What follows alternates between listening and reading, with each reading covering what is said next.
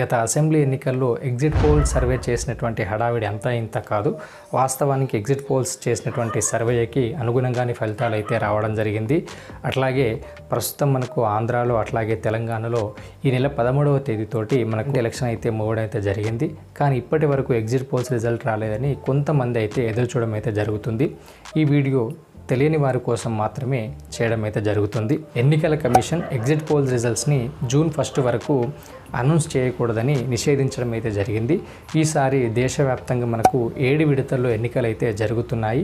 మే 13తో మనకు 4వ విడత ఎన్నికలు అయితే పూర్తి కావడం అయితే జరిగింది. ఇంకా 3 విడతల ఎన్నికలు అయితే జరగాల్సి ఉంటుంది. కాబట్టి ఈ 3 విడతల ఎన్నికలు పూర్తయిన తర్వాతనే ఎగ్జిట్ పోల్స్ రిజల్ట్ అయితే రావడం అయితే జరుగుతుంది. మనకు మొదటి విడత ఏప్రిల్ 19న 21 రాష్ట్రాల్లో ఎన్నికలు అయితే జరిగాయి. అట్లాగే రెండో విడత ఏప్రిల్ 26న 13 రాష్ట్రాల్లో మనకు ఎన్నికలు అయితే పూర్తి కావడం జరిగింది. మే 7వ తేదీన 3వ విడతలో భాగంగా మనకు 12 రాష్ట్రాల్లో అట్లాగే మే 13వ తేదీన 10 రాష్ట్రాల్లో ఎన్నికలైతే జరిగాయి. ఈ ఎన్నికలు పూర్తయిన తర్వాత మనకు తెలంగాణ అట్లాగే ఆంధ్రప్రదేశ్లో కూడా మనకు ఎన్నికలైతే పూర్తి కావడం జరిగింది. మే 20వ తేదీన అట్లాగే జూన్ 1వ తేదీతో మనకు ఎన్నికలు దేశవ్యాప్తంగా ముగడం అయితే జరుగుతుంది. జూన్ 1తో దేశవ్యాప్తంగా మనకు ఎన్నికలు అయితే ముగుస్తాయి. జూన్ 1వ తేదీ వరకు ఎగ్జిట్ పోల్ రిజల్ట్స్ని అనౌన్స్ చేయకూడదు అనేటువంటి విషయాన్ని ఎన్నికల అధికారులు చెప్పడం అయితే జరిగింది.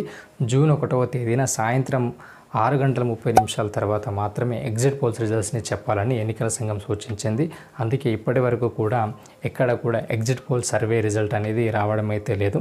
కాబట్టి ఈ విషయాన్ని గమనించి జూన్ 1 6:30 తర్వాత మాత్రమే ఎగ్జిట్ పోల్స్ రిజల్ట్స్ అయితే రావడం అయితే జరుగుతుంది.